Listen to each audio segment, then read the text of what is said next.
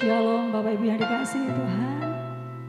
Puji Tuhan, saat ini kita bisa kembali lagi bersama, bertemu, walaupun masih dibatasi oleh jarak. Tapi kita percaya bahwa 1-2 orang berkumpul, Tuhan ada di tengah-tengah kita. Dan saat ini kita percaya bahwa Tuhan ada bersama dengan kita. Dan kuasanya, kasihnya tidak pernah berubah dalam kehidupan kita. Mari Bapak Ibu, kita akan merendahkan hati kita untuk datang kepada Tuhan. Kita akan memuji, kita akan menyembah Dia, mengagungkan nama-Nya. Mari sama-sama kita angkat satu pujian.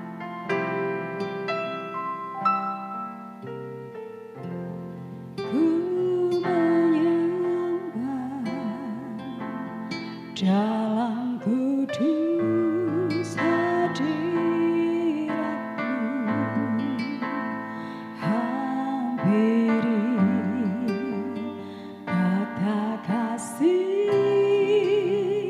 karunia-Mu Bapa.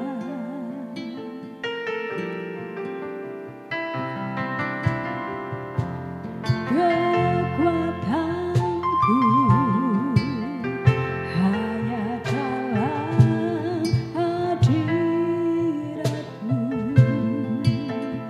Yesus.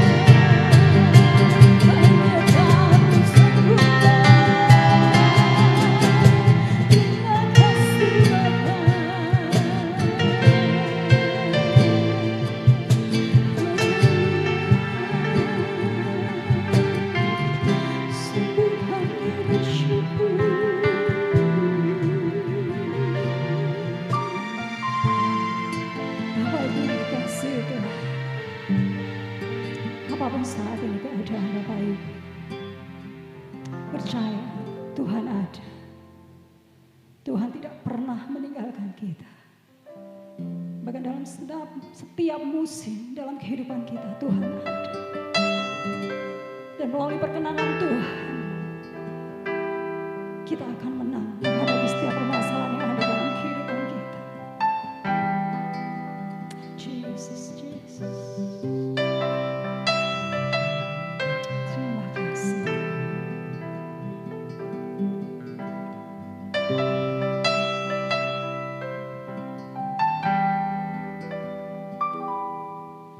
Engkau ada bersamaku di setiap musim hidupku.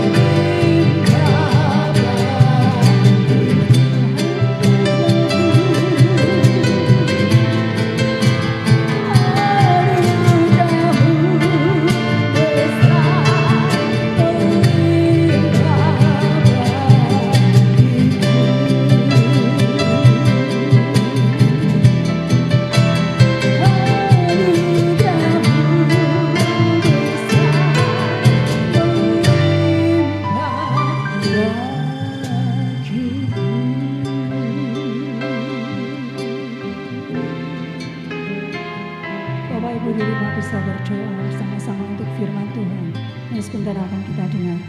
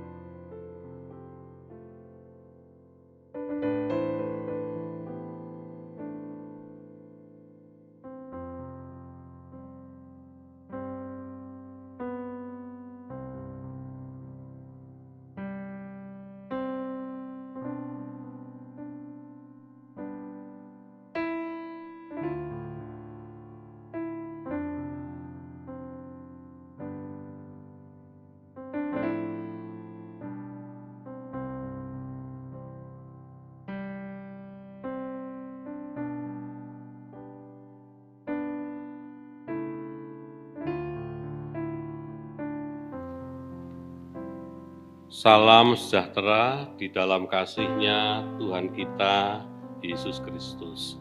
Saya percaya kita semua tetap diberkati, tetap dilindungi oleh Tuhan. Sekalian, mari langsung saja kita akan melihat isi Alkitab kita. Kita akan lihat di kitab Nabi Yeremia, kitab Nabi Yeremia. Pasal yang ke-9, ayat 23 dan 24 ya. Judul firman Tuhan, renungan firman Tuhan kali ini, hidup berkenan di hadapan Tuhan. Hidup berkenan di hadapan Tuhan ya. Yeremia pasal 9, 23 dan 24. Beginilah firman Tuhan. Janganlah orang bijaksana bermegah karena kebijaksanaannya. Janganlah orang kuat bermegah karena kekuatannya. Janganlah orang kaya bermegah karena kekayaannya. Tetapi siapa mau bermegah, baiklah bermegah karena yang berikut, bahwa ia memahami dan mengenal aku, bahwa akulah Tuhan yang menunjukkan kasih setia, keadilan dan kebenaran di bumi. Sungguh semuanya itu kusukai, demikianlah firman Tuhan. Sekalian yang dikasih oleh Tuhan, firman Tuhan mengajarkan kepada kita supaya kita menjadi orang-orang percaya, menjadi umat kepunyaannya, menjadi orang-orang miliknya Tuhan ya. Jangan kita bermegah atau jangan kita bangga karena kebijaksanaan kita. Jangan kita bangga bermegah karena kepandaian, kepinteran kita. Juga jangan kita bangga atau bermegah karena kekuatan kita. Kekuatan ini artinya luas, kuat secara ekonomi, kuat secara kedudukan, dan lain sebagainya sekalian. Jangan kita bangga dan jangan kita bermegah karena kekuatan. Dan juga jangan kita bermegah dan bangga karena kekayaan kita, karena harta kita, karena uang kita. Jangan sekalian. Kalau kita bangga dan bermegah karena ya kebijaksanaan kita, kekuatan kita, kekayaan kita, itu nanti kita akan menjadi orang yang sangat sombong. Dan kesombongan itu sangat dibenci oleh Tuhan. Dan Tuhan pasti akan menghukum orang-orang sombong. Coba renungkan sebentar ya. Segala sesuatu yang sudah Allah jadikan, alam semesta, langit dan bumi, khususnya bumi dengan segala yang ada di dalamnya, yang disediakan untuk kita manusia, itu semuanya tidak ada yang tidak dari Tuhan. Langit dan bumi, bumi dengan segala yang ada di dalamnya, yang disediakan untuk manusia itu tidak ada yang tidak dari Tuhan. Semua itu dari Tuhan asalnya. Kita manusia tidak andil apapun. Hidup kita saja, nyawa kita saja, ini semua dari Tuhan asalnya. Alkitab katakan di Roma pasal 11 ayat 36, bahwa segala sesuatu dari Dia, oleh Dia, bagi Dia, dan hanya kepada Dia saja, itu kemuliaan dari selama-lamanya sampai selama-lamanya. Seperti yang diajarkan oleh Tuhan Yesus juga di Matius pasal 5 ayat yang ketiga. Jelas Tuhan mengajarkan kepada kita di kata berbahagialah yang pertama itu sekalian. Apa kalimat di sana? Berbahagialah orang yang miskin di hadapan Allah, karena mereka lah yang mempunyai kerajaan surga.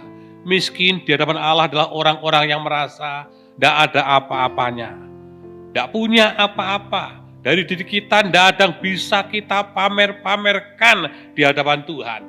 Terjemahan bis mengatakan miskin di hadapan Allah itu berarti ya hanya mengandalkan Allah, hidupnya sepenuhnya hanya bergantung kepada Allah saja. Sekalian, mari kita jangan bermegah, jangan bangga karena kepintaran kita, kepandaian kita. Jangan bangga juga, jangan bermegah karena kekuatan kita, karena kekayaan kita. Jangan, itu sangat tidak berkenan di hati Tuhan. Tapi kalau kita mau berbangga, bermegah yang Tuhan suka, Tuhan berkenan, ya kita perlu berbangga. Bermegah karena kita menjadi orang-orang yang paham betul, mengerti betul tentang Allah kita, kenal betul tentang Allah kita. Nah, kalau kita bangga dan bermegah karena kita mengenal Tuhan, paham akan Tuhan, mengerti akan Tuhan, itu yang sangat Tuhan suka buat kita sekalian. Sekalian yang dikasih oleh Tuhan, ini yang Tuhan berkenan kepada kita. Nomor satu, supaya kita belajar menyenangkan hatinya Tuhan. Kalau kita mau bermegah, mari. Kalau kita mau paham bahwa akulah Tuhan yang menunjukkan kasih setia.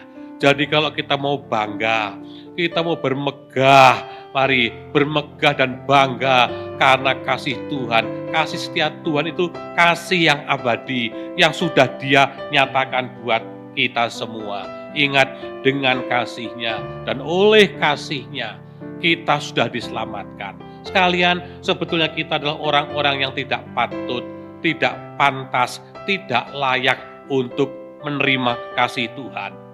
Bahkan kita menjadi orang yang tidak patut, tidak pantas, tidak layak untuk diselamatkan.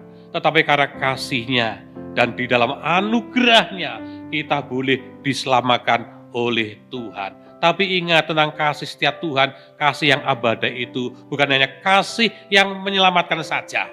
Tetapi setelah kita diselamatkan itu luar biasa. Dia menyertai kita. Dia tak henti-hentinya bersama dengan kita. Bahkan Alkitab katakan sampai masa tuamu aku tetap Dia dan aku menggendong kamu. Ingat, kasih yang abadi setelah kita diselamatkan, Dia menjaga kita.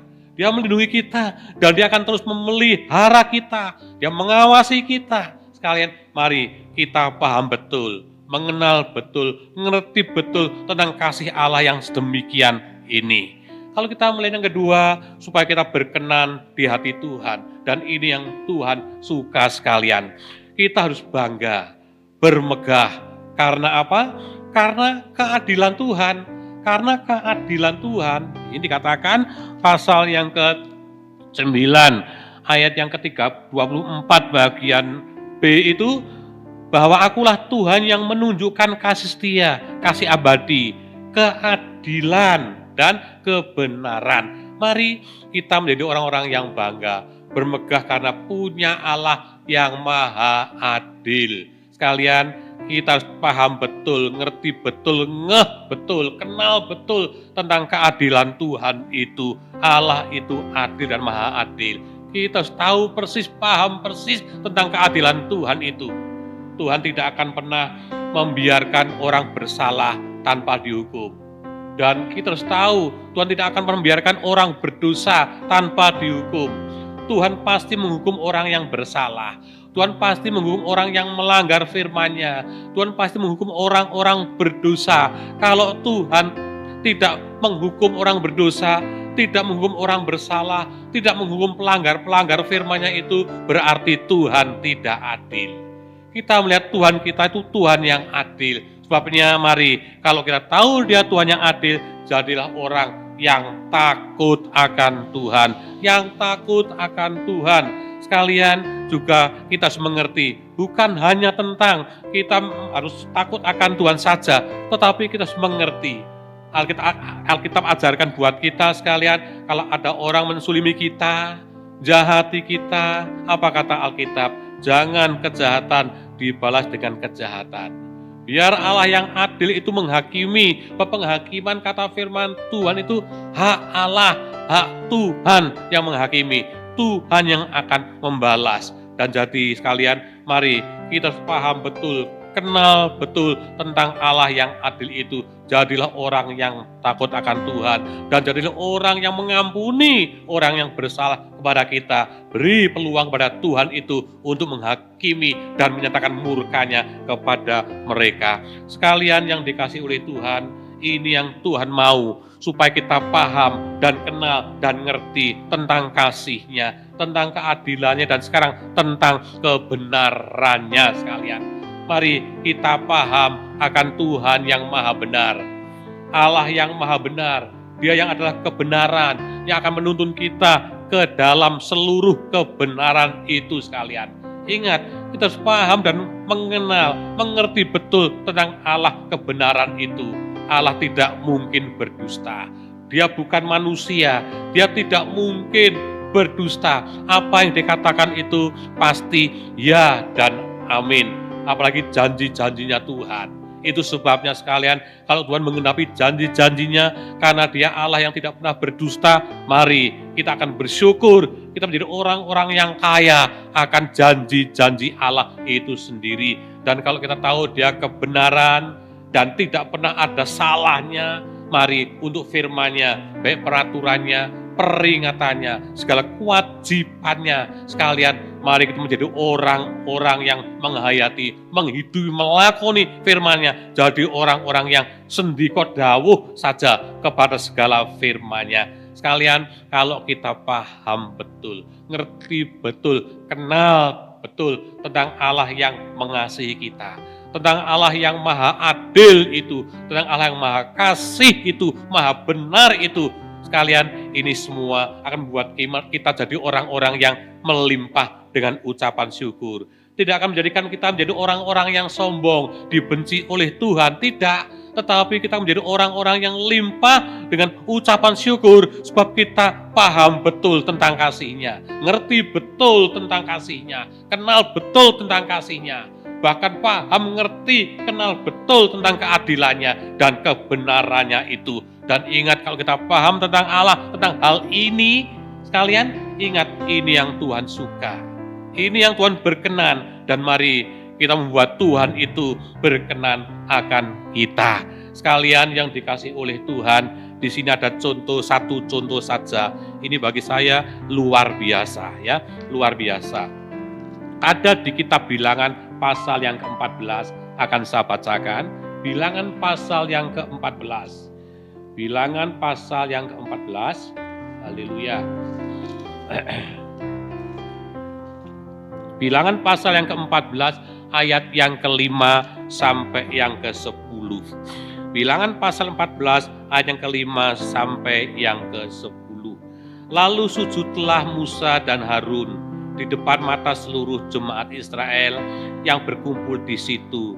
Tetapi Yosua bin Nun dan Kaleb bin Yefune, yang termasuk orang-orang yang telah mengintai negeri itu, mengoyakkan pakaiannya dan berkata kepada segenap umat Allah, negeri yang kami lalui untuk diintai itu adalah luar biasa baiknya.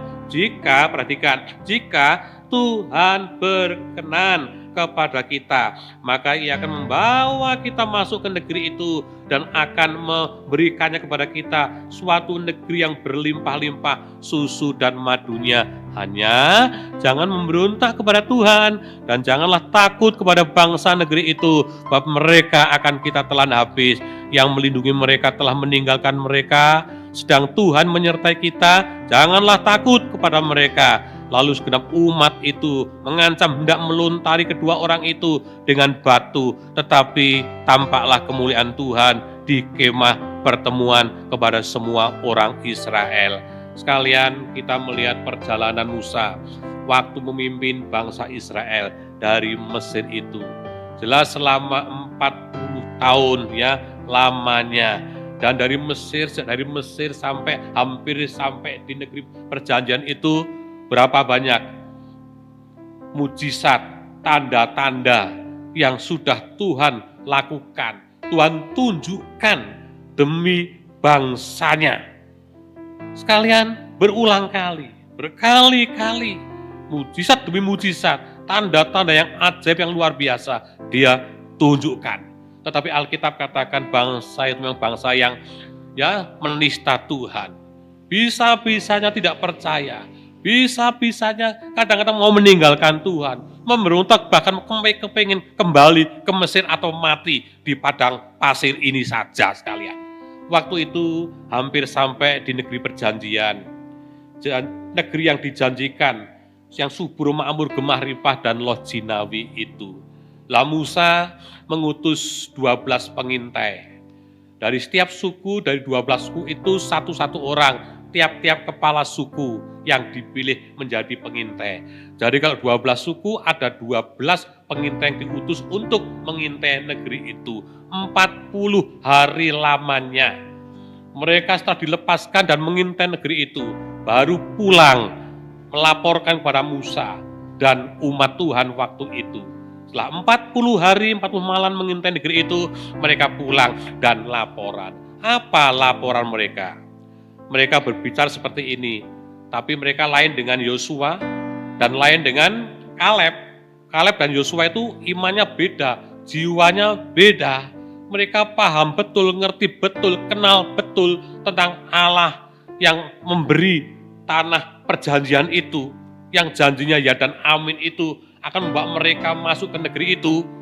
Ya, Kaleb dan Yosua paham betul, kayak lagi kenal betul, ngerti betul. Makanya dikatakan jiwa mereka lain kepada Tuhan. Tapi untuk yang ke-10 orang ini, 10 pengintai ini, mereka datang melaporkan seperti ini kepada Musa dan didengar oleh umat Tuhan waktu itu. Memang negeri yang kami intai itu luar biasa baiknya. Luar biasa baiknya. Betul subur makmur gemah ripah loh jinawi, limpah dengan susu dan madunya. Ini kan laporan luar biasa, dan ini hasilnya negeri itu kami bawa. Ya, entah yang dibawa itu mungkin tundunan pisang atau anggur yang lemu-lemu begitu, nggak tahu. Mereka datang membawa hasil sebagai bukti kalau negeri itu memang negeri yang luar biasa, seperti yang Allah janjikan. Tapi kata 10 orang ini sepakat, tapi sayang, saya kotanya di sana itu, waduh semua itu berkubu, tinggi-tinggi kotanya. Dan di sana orang Het, orang Amori, orang Kanaan itu gede-gede dhuwur. Apalagi orang-orang enak di sana, raksasa yang besarnya seperti itu. Dan kami di hadapan mereka itu seperti belalang. Katakanlah kalau mereka dengan kami itu tinggal nites saja begitu. Mereka punya iman belalang sekalian dan kurang percaya kepada Tuhan. Ya, mereka berkata seperti itu. Bahkan ada kabar busuk, hoaks sekalian. Mereka berkata seperti ini. Bahkan negeri itu negeri yang makan orang. Negeri itu makan orang di mana-mana, di daerah mana saja banyak tempat angker. Sehingga mereka banyak yang mati di tempat angker itu. Lalu apa kata Kaleb bin Yefune sekalian? Kaleb ngomong seperti ini, oh tidak, kita pasti akan masuk ke sana. Ingat yang menunggu mereka, melindungi mereka. Para ilah, para berhala, dan roh-roh yang gentayangan di antara mereka sudah pergi meninggalkan negeri itu. sudah tidak ada di negeri itu. Sedangkan Tuhan tidak pernah meninggalkan kita.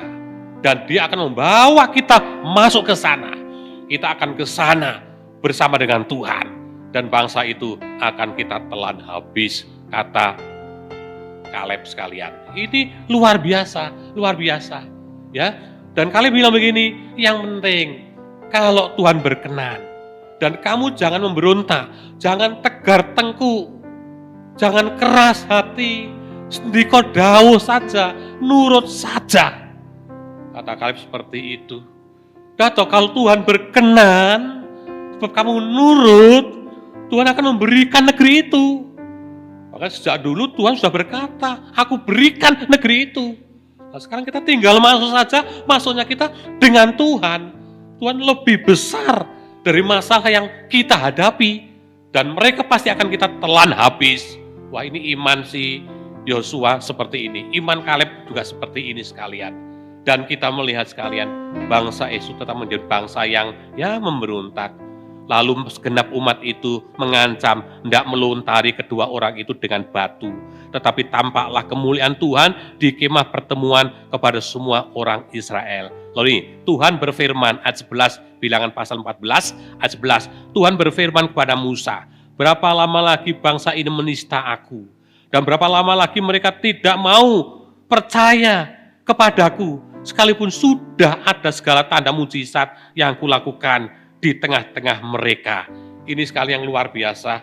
Kita heran. Berulang kali Tuhan menyatakan mujizatnya, tetap kadang-kadang sering memberontak dan kurang percaya saja kepada Tuhan. Sehingga mereka juga berkata, lebih baik kita mengangkat satu pemimpin kembali ke Mesir, atau kita mati saja di padang gurun ini. Apa kata firman Allah di Fedekop itu sekalian? Seperti yang mereka katakan, itu akan aku lakukan sekalian. Ingat, orang-orang yang di atas umur 30 tahun, tidak ada seorang pun yang masuk negeri itu, kecuali Kaleb dan Yosua, dua orang yang setia itu sekalian. Yang lain, yang di atas umur 30 tahun sampai yang paling tua, semua berhamparan, mati di padang gurun, bangkai-bangkainya di sana waktu itu sekalian. Yang masuk ke sana hanya orang-orang berumur di bawah 30 tahun. Bayi dan mereka masih dalam kandungan itu masuk negeri itu sekalian. Dan apa kata Alkitab? Hosea pasal yang keempat ayat 6. Hosea pasal 4 ayat yang ke-6. Ya. Dikatakan seperti ini. Umatku binasa karena tidak mengenal aku. Umat lu, orang percaya lu, tapi tidak mengenal Tuhan. Orang percaya bisa bimbang, bisa sering tidak beriman juga. Sekalian, ini yang Tuhan sangat marah. Ya, umatku binasa karena tidak mengenal aku, tidak paham, tidak ngerti tentang aku. Sudah banyak yang aku perbuat untuk mereka, tapi mereka tetap tidak paham, tidak ngerti, tidak kenal, dan binasalah mereka. Mayatnya dan bangkai-bangkai mayat mereka ada di padang gurun waktu itu sekalian.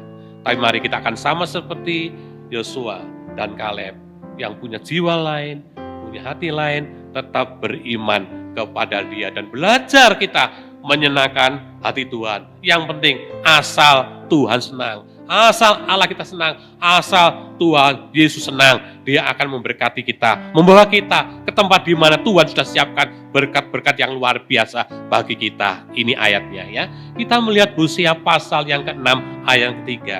Hosea pasal yang 6 ayat yang ketiga. Demikianlah firman Tuhan ya. Marilah kita mengenal dan berusaha sungguh-sungguh mengenal Tuhan.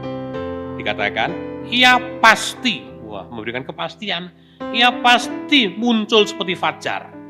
Dan Ia akan datang kepada kita seperti hujan pada akhir musim yang mengairi bumi. Apa artinya ini? Kalau kita paham, kita mengenal Tuhan, ngerti betul tentang Tuhan. Ini yang Tuhan katakan buat kita. Ini janji yang ya dan amin. Kalau kita paham, mengenal Tuhan, ngerti betul, Tuhan senang, Tuhan bersuka karena kita. Sekalian, ini loh yang Tuhan katakan buat kita. Ia pasti muncul seperti fajar. Dia akan senang. Dia akan muncul seperti fajar, artinya dia akan tersenyum. Kita akan diberi senyuman yang paling manis daripada Tuhan. bukannya senyuman paling manis yang daripada Tuhan. Ya, tetapi ini Ia akan datang kepada kita seperti hujan dan seperti hujan pada musim akhir. Ada akhir musim yang mengairi bumi. Jadi sekalian, selain Tuhan akan terbit seperti fajar, senyum karena senangnya berkenan dengan kita, Dia akan datang seperti hujan atau hujan yang paling akhir di musim hujan itu. Artinya hujan yang sangat deras. Itu artinya Tuhan tidak akan pernah eman-eman memberkati kita. Ingat loh ya, kalau Tuhan senang dan Tuhan berkenan akan kita, Dia akan tersenyum buat kita. Dan Dia tidak akan pernah eman-eman untuk mencurahkan berkat-Nya buat kita. Mari senangkan Tuhan. Senangkan dan senangkan Tuhan. Tuhan memberkati. Mari kita akan berdoa.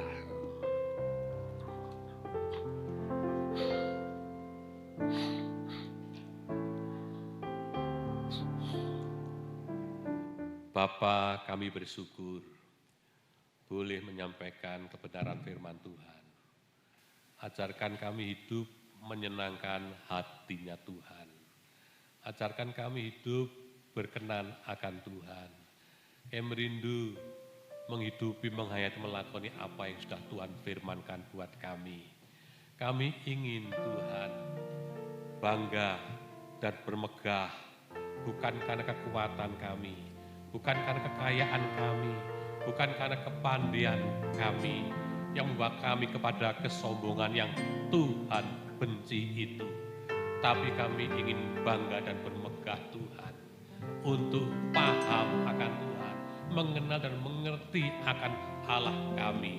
Kami merindu paham akan kasih Tuhan. Kami merindu terus paham akan keadilan Tuhan dan paham akan kebenaran Tuhan. Kami merindu Tuhan senang karena kami ya Tuhan. Terima kasih semua janji-janji Tuhan.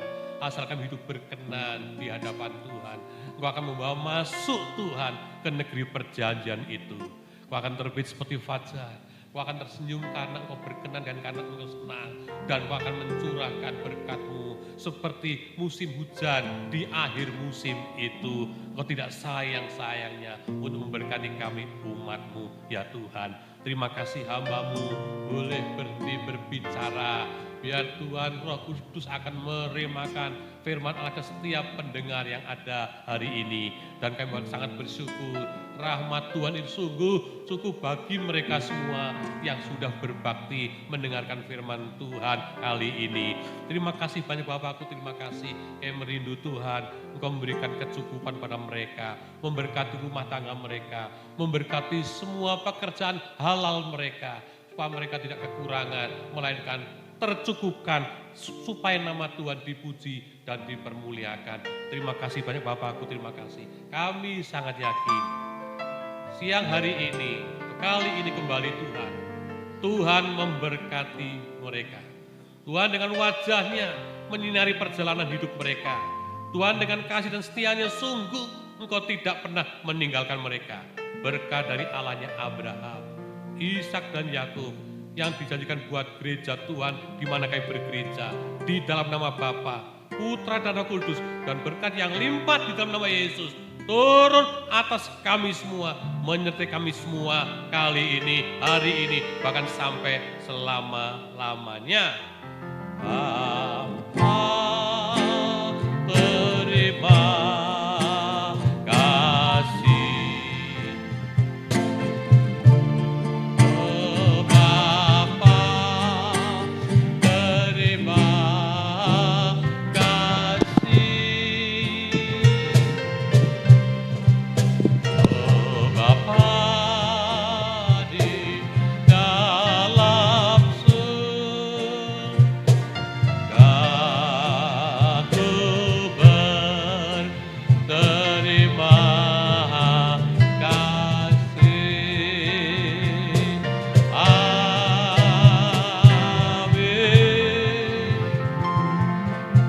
Sampai jumpa, Tuhan memberkati kita semua.